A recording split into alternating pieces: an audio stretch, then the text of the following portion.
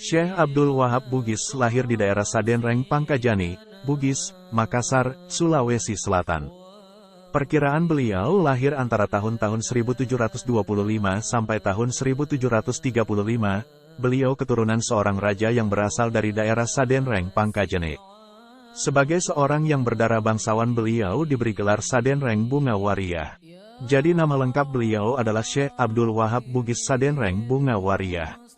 Syekh Abdul Wahab Bugis diperkirakan wafat antara tahun-tahun 1782 sampai tahun 1790 dalam usia 60 tahunan, 60. Pada catatan tahun pertama kali kedatangan beliau, 1772 dan tahun pemindahan makam beliau, di mana semula beliau dimakamkan di pemakaman Bumi Kencana Martapura, namun oleh Syekh Muhammad Arsyad Al-Banjari kemudian, bersamaan dengan pemindahan makam Tuan Bidur, Tuan Bajut, istri dari Syekh Muhammad Arsyad, dan Aisyah, anak dari Tuan Bajut, makam beliau kemudian dipindahkan ke desa Karangtangah, sekarang masuk wilayah desa Tungkaran Kecamatan Martapura, pada hari Selasa, 2 Rabiul Awal 1208 H, 1793 M. Syekh Abdul Wahab dikenal sebagai salah seorang tokoh 4 serangkai, yakni Syekh Abdurrahman Al-Misri, Syekh Abdus Samad Al-Falimbani, dan Syekh Muhammad Arsyad Al-Banjari, yang memiliki akhlak dan kepribadian sebagaimana akhlak dan kepribadian yang dimiliki oleh tokoh 4 serangkai lainnya. Sebagaimana digambarkan oleh Abu Daudi, beliau adalah 4 serangkai yang seiring sejalan, yang mendapat pendidikan dari guru yang sama-sama mengutamakan ilmu dan amal, dan 4 serangkai yang sama-sama pulang bersama serta mengemban tugas yang serupa. Beliau adalah sahabat sekaligus menantu dari Syekh Muhammad Arsyad Al-Banjari. Jika Syekh Muhammad Arsyad dan Syekh Abdus Samad Al-Falimbani lebih banyak menghabiskan waktu mereka menuntut ilmu di kota Mekah, maka Syekh Abdul Wahab bersama dengan sahabat beliau Syekh Abdurrahman Misri lebih banyak menghabiskan waktu mereka menuntut ilmu di kota Mesir.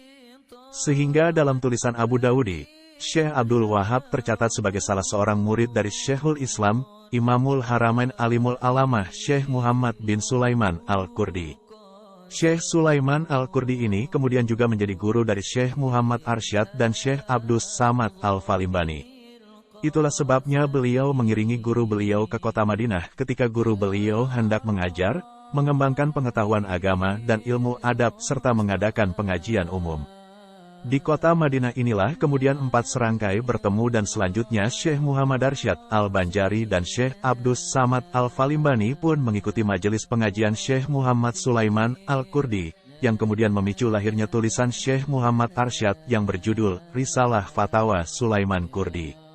Risalah ini berupa naskah yang isinya menerangkan jawaban atas pertanyaan-pertanyaan yang diajukan oleh Syekh Muhammad Arsyad Al-Banjari kepada Syekh Muhammad Sulaiman Al-Kurdi tentang keadaan atau tindakan Sultan Banjar yang memungut pajak dan mengenakan hukuman denda bagi mereka yang meninggalkan salat Jumat dengan sengaja, serta berbagai masalah lainnya.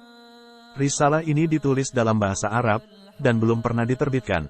Namun naskah asli tulisan beliau sampai sekarang masih ada dan tetap tersimpan dengan baik pada salah seorang zuriat beliau di desa dalam pagar Martapura. Kemudian atas anjuran dari Syekh Muhammad Sulaiman Al-Kurdi pula, Syekh Muhammad Arsyad Al-Banjari dan Syekh Abdus Samad Al-Falimbani yang haus ilmu pengetahuan yang semula berniat dan berencana untuk menambah ilmu ke Mesir tidak jadi berangkat ke sana, sebab ilmu pengetahuan yang beliau miliki telah dianggap cukup. Untuk selanjutnya beliau disarankan segera pulang ke tanah air guna mengamalkan dan mengembangkan ilmu yang telah didapat. Guru-guru: Syekh Muhammad Sulaiman Al-Kurdi, Syekh Muhammad bin Abdul Karim Saman Al-Madani, Syekh Atailah bin Ahmad Al-Misri, Abdul Al-Munim Al-Damanhuri, Ibrahim bin Muhammad Al-Rais Al-Zamzami Al-Maki, tahun 1698 sampai tahun 1780 M, yang terkenal sebagai ahli ilmu falak, astronomi. Muhammad Khalil bin Ali bin Muhammad bin Murad Al-Husaini, tahun 1759 sampai tahun 1791 M, yang terkenal sebagai ahli sejarah dan penulis kamus biografi Silk Al-Durar. Muhammad bin Ahmad Al-Jauhari Al-Misri, tahun 1720 sampai tahun 1772 M, yang terkenal sebagai seorang ahli hadits.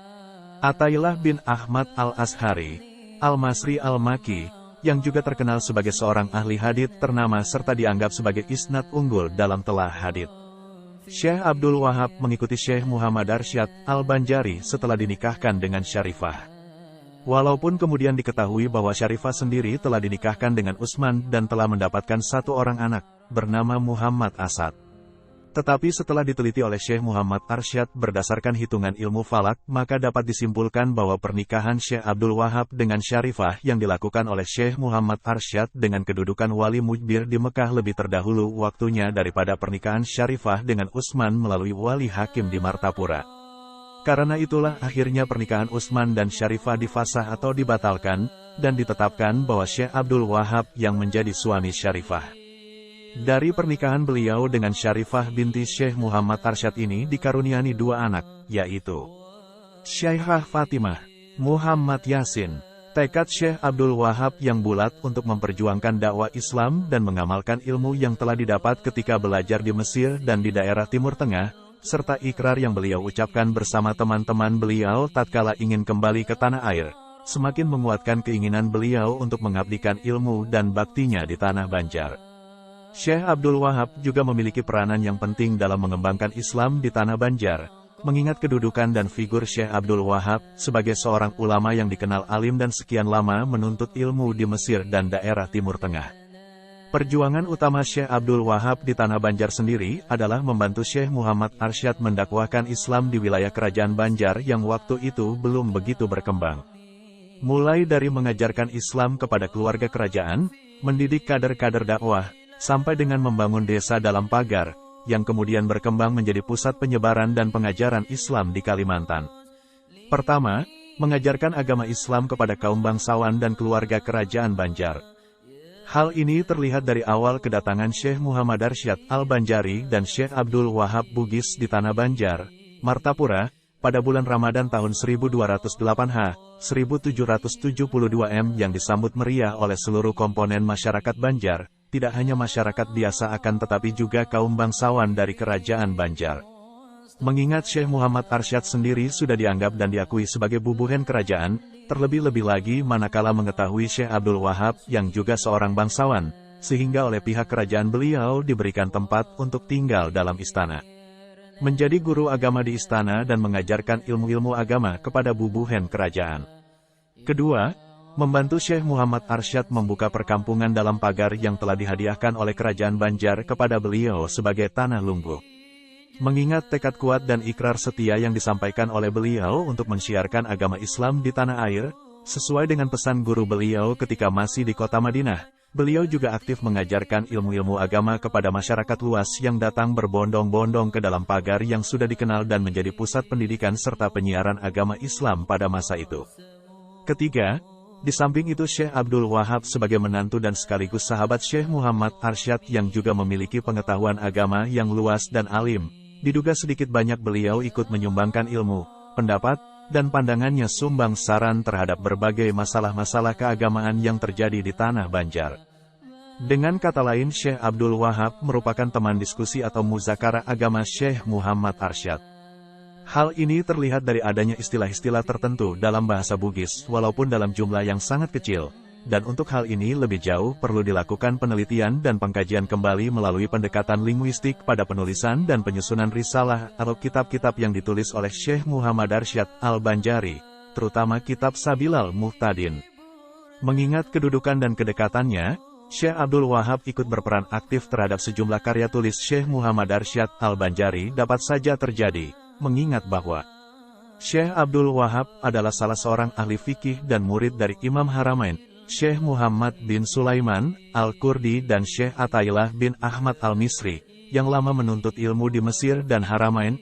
Beliau adalah seorang yang alim, sahabat sekaligus menantu yang berjuang berdampingan bersama Syekh Muhammad Arsyad, mewujudkan ikrar yang telah ditetapkan ketika berkumpul bersama-sama dengan tokoh 4 serangkai lainnya, sesudah menuntut ilmu di Madinah, dan akan pulang ke tanah air.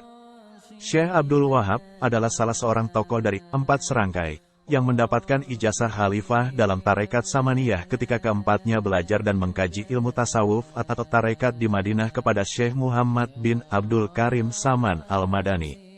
Syekh Abdul Wahab dianggap sebagai tokoh penting dalam jaringan ulama Nusantara pada abad ke-18 dan ke-19 karena keterlibatannya secara sosial maupun intelektual dalam jaringan ulama tersebut.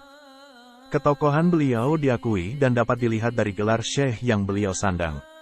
Sebab gelar Syekh dalam khazanah masyarakat Banjar mengisyaratkan kealiman penyandangnya, sekaligus pula menjadi penanda bahwa yang bersangkutan pernah atau lama mengkaji ilmu di tanah Haramain, Mekah atau Madinah.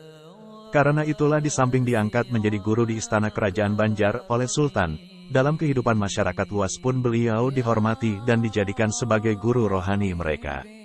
Untuk mendidik dan membina kader-kader penerus dakwah Islam, Syekh Muhammad Arsyad telah membuka daerah dalam pagar, mendirikan surau, rumah tempat tinggal sekaligus madrasah yang menjadi tempat untuk belajar masyarakat, mengkaji dan menimba ilmu, sekaligus tempat untuk mendidik kader-kader dakwah. Syekh Muhammad Arsyad Al-Banjari bersama Syekh Abdul Wahab telah membangun sebuah pusat pendidikan Islam yang serupa ciri-cirinya dengan surau di Padang Sumatera Barat, Rangkang, Menasah dan Dayah di Aceh, atau pesantren di Jawa. Bangunan tersebut terdiri dari ruangan-ruangan untuk belajar, pondokan tempat tinggal para santri, rumah tempat tinggal tuan guru, atau kiai, dan perpustakaan. Oleh Humaydi lembaga pendidikan Islam ini, sebagaimana istilah yang biasa dipakai di kawasan dunia Melayu, seperti Riau, Palembang, Malaysia, Brunei Darussalam, dan Fatani, Thailand, disebut punduk. Sehingga dalam pagar, akhirnya berhasil menjadi lokus dan kawacandra di muka paling penting untuk mendidik serta mengkader para murid yang kemudian hari menjadi ulama terkemuka di kalangan masyarakat Kalimantan.